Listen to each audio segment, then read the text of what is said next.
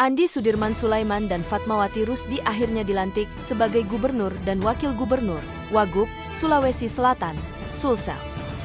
Keduanya dilantik oleh Presiden Republik Indonesia, Prabowo Subianto di Istana Kepresidenan, Jakarta pada Kamis 20 Februari.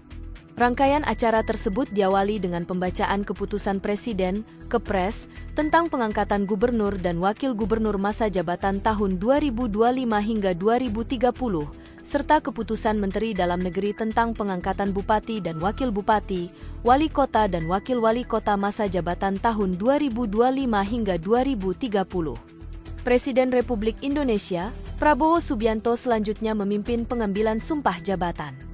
Secara bersama-sama harap mengikuti dan mengulangi kata-kata saya. Akan memenuhi kewajiban saya sebagai gubernur, sebagai wakil gubernur, sebagai bupati, sebagai wakil bupati, sebagai wali kota, sebagai wakil wali kota, dengan sebaik-baiknya dan seadil-adilnya, ujar Prabowo yang diikuti serentak oleh seluruh kepala daerah yang hadir.